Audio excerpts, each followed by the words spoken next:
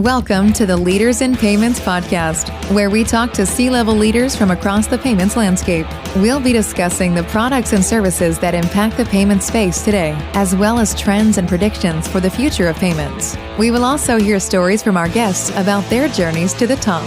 It's when you listen really hard to customers that you're able to have insights that allow you to build a great product and a great business. It's not the other way around. It's not you build great technology and customers fall for it. It really has to start with a customer insight. So my first recommendation for somebody who starts in this industry is practice listening hard to the customer and truly understanding what they need.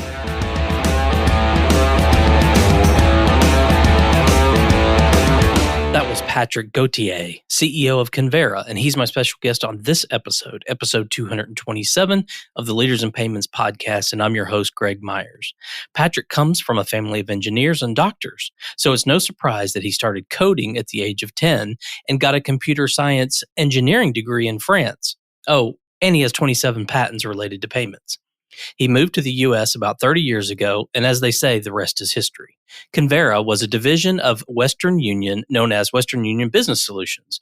According to Patrick, they make cross-border transactions easy so that a variety of businesses with global aspirations can grow with confidence.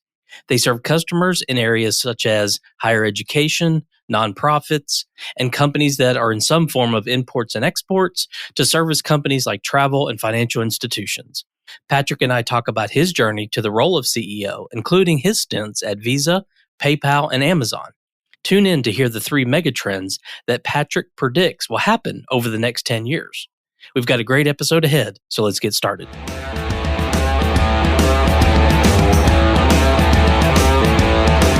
Hi, Patrick. Thank you for being here, and welcome to the Leaders in Payments podcast. Thank you so much for having me. It's a great opportunity. So let's dive right in. If you don't mind, tell our audience a little bit about yourself, maybe where you grew up, where you went to school, where you currently live, a few things like that.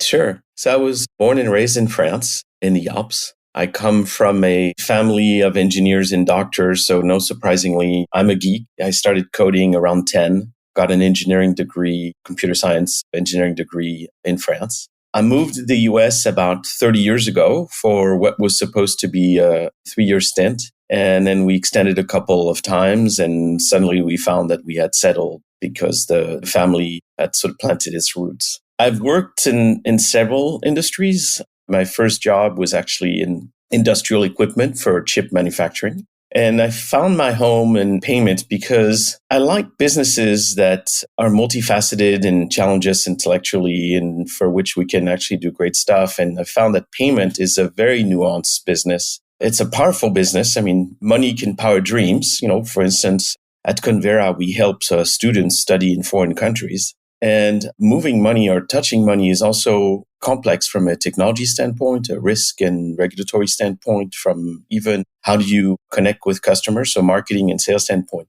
And I never looked past. I've worked at Visa and PayPal and Amazon, where I built Amazon Pay, and now at Convera. I love to build products and teams and businesses. My focus is always reinvention. As a matter of fact, I hold 27 patents related to payments. And so I'm always interested in how can we meet the customer need differently for a better outcome. Customer needs in payment, the fundamental needs don't change enormously, but the way we can accomplish them does. So let's dive in and talk about Convera. So tell our audience what Convera does. Yes, Convera most recently was a division of Western Union. It was known as Western Union Business Solutions. What we do is we make cross-border transactions easy so that a variety of businesses with global aspiration can grow with confidence.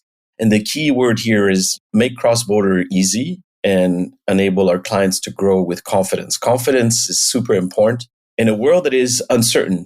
It's uncertain in so many ways. Like, what is the right technology? How do I deal with these ever-changing regulations? How do I manage risk? Risk related to volatility, risk related to fraud, risk related to all the aspects that can threaten a business. How do I manage change? So we help our customers navigate through that. We have really wide range of segments we serve. So from higher education to nonprofits to companies that are in some form of import-export, services company like travel, financial institutions, especially, the sort of second tier financial institution that do not have necessarily the means to offer this type of service to their clients. And we provide two fundamental types of services. So payments, in other words, spot payments, where we are able to basically provide a payment across currencies, across borders immediately. And options, which is really about helping a company manage their FX risk over time. We can, go from simple options forwards to really very complex and sophisticated options. We're present in 22 countries. We have customers pretty much everywhere in the world, and we support over 140 currencies. So this is a well-established business that has been, in its various instances, serving its clients for almost 40 years. I often hear and read that cross-border payments is difficult. What makes it so challenging? Multiple things. First, the regulatory framework and the regulatory bars are much higher to pass, in part because regulations and the start in the arriving country may be different. The structure of the banking system may be different, but also because you get into situations related to, money laundering or sanctions and so on are particularly prevalent in cross-border. So for instance, when last year Russia invaded Ukraine, within hours, we had to implement a fairly exhaustive regime of sanctions and help our customers who had engagement with Russia sort of untangle their positions so that they would be themselves in compliance with the law. So that's one aspect of the complexity. A second aspect of the complexity is just the actual infrastructure and the things that you have to do to sort of convert money from one to another. The major currency pairs, the G10 currencies, there you have well-established ways to do it. As soon as you start to get in what we call the exotics, which are more the longer tail of currencies, it gets more complicated as a function of the differences in banking infrastructure that are involved, and then the capacity also to trade for those currency. And the last thing is currencies fluctuate. And when you're doing a spot transaction, you don't have to worry about that. But many cross-border transactions have a delivery time in the future. So I'll give you a practical example. You're a construction company, let's say here in the US, and you buy steel from a mine, let's say in China. Well, when you buy that steel, it's not ready to be shipped on some warehouse. More often than not, it's still in the ground. And so by the time you received it, 6 to 9 months have elapsed. And of course, the currencies from the buyer and the seller may have fluctuated in that time. And just to give you a sense of it, last year, which was a very, very high volatility year, the major currencies fluctuated within a band of plus or minus 22%. If you are a business that operates in single digit margin, you can't absorb these types of fluctuation. And so that's an added component of cross-border transaction complexity. And it's one that we help our clients solve for through hedging. Okay, that helps clarify it. How do you go to market? Do you have a direct sales team, or do you go through partnership channels, or both? Both. We have a direct sales team, and we call on, our clients, again, in all these different industries. And we also have a rich network of partners, again, in those various industries. Partners, for instance, are super important in the education industry. In many ways, financial institutions, banks are both clients and partners, because often it's through them that we're also servicing their own client base. So partnering is super important. In this business, like in most payments business, you can't do it alone. There's so many elements of the solution for the clients that you have to work with companies that provide complementary services to yours. Right. What would you say makes your company different than your competitors out there? I would say there's 3 fundamental things. First is our reach. Second is really our customer obsession. And third, our ability when it comes to compliance and risk management. So reach, we are the biggest non-bank when it comes to global P2B payments. I said we're dealing in 140 currencies and pretty much are able to serve clients all over the world. That is important because while the majority of commerce takes place in the G10 currencies, most of our clients will always have parts of their activities that requires being able to transact with countries outside of the G10 group. And so our ability to service them as being a one-stop shop across all of these different countries and counterparties is super important. Second, customers is our top priority. Our corporate values, the first one is customer champions. And we define ourselves as what we do starts and ends with the customer. And our purpose in life is to continuously understand better what they need and serve them accordingly. And I've seen this with every client that I've met. As I said, Convera is really the result of the spin-off of Western Union Business Solution. So it's a company that's been in business for a long time. And every customer that I've met will say the same thing, which is we get the flexibility of a fintech with Convera, but the service of a large bank. So we have the capabilities to service really complex need, but we have the touch of a very agile company.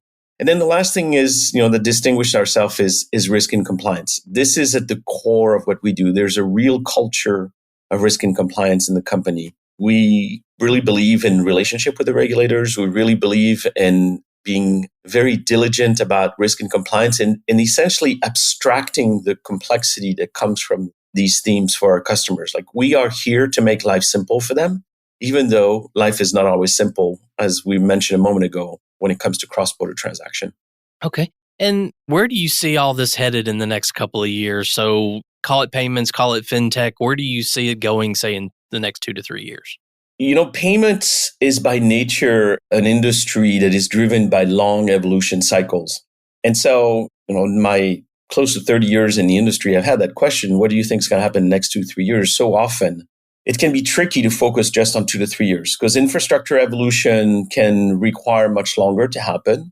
For instance, think about the time it took for the PSD2 regulation in Europe to be implemented. It was almost a decade.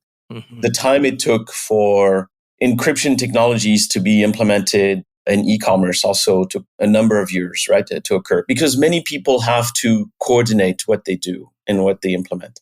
So by nature, it's driven by long evolution, and 2-3 years may not be the right window to think about what's going to change. But if I look at the decade window, there's certain things that are pretty clear. The mega trends that are ongoing is electronification. It started over 40 years ago, believe it or not, with the beginning of Visa MasterCard, but it's continuing. There's still a lot of payments that are made manually or made with paper. Second megatrend is sort of the democratization that is occurring with technology that is really enabling larger and larger population of consumer and businesses to participate in modern commerce. An example of that is if you think of the type of company infrastructure today, businesses of all size have access to enterprise solution through the cloud that were really reserved to very large companies just 20 years ago. And that has profoundly changed, obviously, how businesses are able to manage themselves. And it, of course, affects payments naturally. The third megatrend for me is the ongoing evolution of the regulatory framework. Regulation of payments is increasing because the type of products continue to diversify. And by the way, I think regulation is a good thing because the regulatory framework does provide stability in which to operate. But the amount and complexity of regulation is very high and is increasing and is not going to go away. Now, underpinning these three trends, electronification, democratization of advanced services in regulation, you have a central theme of technology being embedded in the heart of almost everything associated with commerce. And this is also a trend that is going to continue, the move to cloud, the move to real-time payments, the use of AI to really perfect how we do service delivery. And this is why I came to Convera, because I'm a technologist at heart and I saw an enormous opportunity to accelerate the technological build of Convera and to allow it to be the leader in its space. And do you think things like blockchain plays a role and other kind of technologies like that? So for the record, blockchain is often associated evidently with cryptocurrencies. And I have been and I remain a crypto skeptic. And I do believe that the underlying technology, distributed ledger, is very elegant. The geek in me really marvel at the invention. And I think we will gradually see it being introduced. We already see it, the notion of smart contracts and so on. As a pure payment method, cryptocurrencies, there's a lot of questions that remain unanswered associated with actually the efficacy with which it can be implemented. And more importantly, the role of different players. Independently of those new technology, there's some very true fundamental things that don't change, such as central banks want to manage their monetary mass, and therefore they want to manage the major elements of money flows. And that's not going to change with technology. So there are many different types of technology that are at play here. Cloud is a super important one because, as I said earlier, it democratizes many, many services. Therefore, through that, the interaction of programmatic solutions, so cloud plus APIs, allows a lot of automation to take place. That is a super important evolution. As you tap into automation, which produces a lot of data, now what you also tap into, what you're able to do better is through different forms of AI, you're now able to service the clients through automated capabilities in much, much more sophisticated way. And then I think the evolution of the payment rails themselves, in particular real-time settlement, is going to play a really important role in the next 10 years. Over time, my sense is we'll see distributed ledger find its way in the processing infrastructure, just like, 30 years ago, HTTPS became an important component that we don't even think about anymore in the way we interact on network, but it was not the central part of it. Let's switch gears a little bit and talk about you. And you mentioned some of the companies that you worked for earlier in your career, but maybe walk us through sort of the timeline and some of the roles and then how you got to your role today and why you decided to take on the CEO role. Yeah, sure. I first started to work in a company that was, as I said, doing industrial equipment for chip manufacturing. It was a division of Schlumberger. And Schlumberger also had a division that was dealing with payment technologies, payment terminals, payphones, smart cards, etc. At a crucial point, in particular having to do with just the way the banking system and the payment rails were evolving, the fact that I had a deep knowledge in some of the underpinning technologies gave me an opportunity to get into the payment division. And so I held different roles in North America, really helping build the business. Then I went to Visa, where the majority of the time at Visa I spent was on building disruptive product and on innovation. I left Visa because I had startup fever, went into a couple of startups. My timing was not great because this was in 2008, 2009. So a little bit of adverse environment. And then found my way at PayPal. And PayPal, I worked a lot on the convergence of online and offline, right? So-called omni-channel.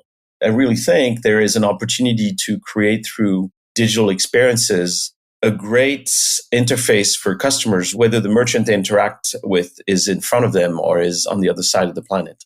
When I joined Amazon, it was to build what is now known as Amazon Pay, which is a global payment method that allows the hundreds of millions of Amazon customers to use their Amazon wallet and to leverage the trust they have in Amazon to conduct transaction with other merchants. And while I was at Amazon, a friend of mine who is in management consulting had come to give us a presentation on megatrends. And he remarked that the rate of innovation in retail payments was much higher than that in commercial payment, and that he thought that commercial payment was due for a wave of transformation. And not long after, I was given the opportunity to advise the investors in Convera on how I would look at a company like this. And they gave me the opportunity to become CEO. And it was, in part because of that comment and really my love of building new products and new businesses that I thought it was time for me to broaden my focus from what had been a lot retail payment, B2B2C, to building a platform and a set of solutions that would serve also commercial customers. We acquired the business from Western Union because we felt it was successful. I mean, this is a business that is, as I said, the largest non-bank. It's growing healthily. It's profitable. But I saw it as operating below its potential. I thought that what I knew well in terms of injecting new technical solution to really improve service delivery would enable us to create a great company for our customers. And that's what brought me to become CEO of Convera. Okay, great. What are some things you're passionate about? So maybe one work-related passion and one personal passion. Gee, you cut life in two. I've actually had several, but anyway, I'm an avid fan of science fiction, whether, movie, TV, books, etc. I don't go to, the Trekkie conventions, etc. I really like the storytelling in science fiction. I think it's because it fits my interest at looking at things from a different angle. With science fiction, premises, very wild premises can be explored, whether like a different societal construct or a different flow of time. And I find that liberating. I find that really, it tickles my imagination. And I apply that, on things that I might also do at work. So it fits with my desire to build things differently. I have a family of artists. My wife is a painter. My son is a digital artist. One of my daughters is a photojournalist and the other is a fashion designer. I find myself, very, very lucky. I'm the geek of the family, and they really kind of help me broaden my perspective and sort of have a real zest of diversity in my life. This is something that is important to me in the workplace. I'm very passionate about diversity in the workplace. I realized 15 years ago how I misunderstood the issue, and I was very lucky to interact with a number of women who helped me see how I could operate differently as a leader. And it really became something that I've pushed hard. So for instance, at Convera, since we spun off from Western Union, 50% of our executive team is made of women. I think it's super important. First of all, it's the right thing to do. Second, you cannot be customer obsessed if you are not representative of your customers. And third, in a world where, especially in a knowledge business, one of the ways we compete is by having the best professionals on our team. It'd be ridiculous not to tap into women who are as accomplished as men. But I feel very strongly about the importance of diversity in the workplace. And then last but not the least, on a very, very personal basis, I'm very fond of the outdoors, particular mountains. It's how I resource myself, rejuvenate myself. Okay. So from science fiction to the mountains, I love the image of thinking about that. So final question here, and it's always great to get people who've been in the industry a while to get their view on this. If you have someone coming to your company just starting out, say they just graduated from college and they want to build a career in fintech, they come to you and say, hey, what do I need to do to be successful in this industry? What would you tell them? I would say two fundamental things. So the first one is don't fall for shiny objects.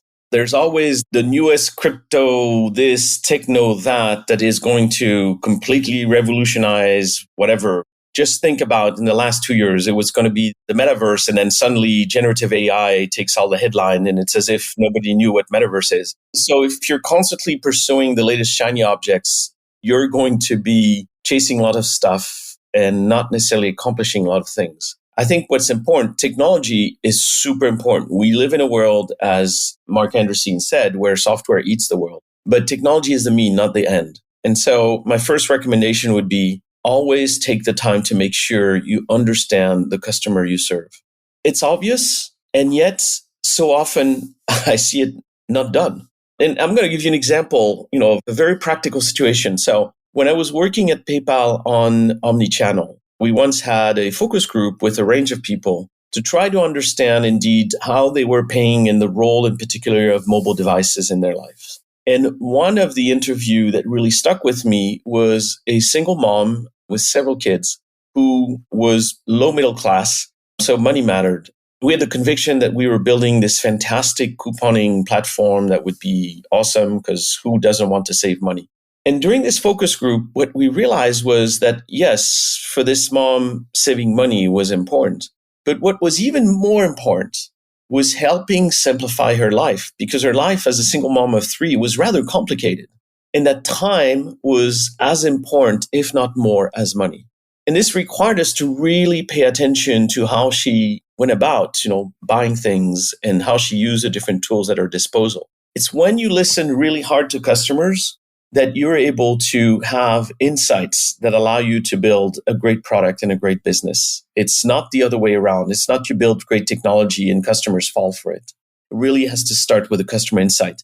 So my first recommendation for somebody who starts in this industry is practice listening hard to the customer and truly understanding what they need. My second recommendation would be network and partner. Payment is a very multifaceted industry with technology, marketing, lots and lots of clients, etc. And so no one can do it alone. And you kind of have to sort of take stock of that, right? There sophisticated technology like AI. There's nuanced emotional marketing. Now think of the MasterCard priceless campaigns. There's just multi-tier delivery and partnering to reach the right customers.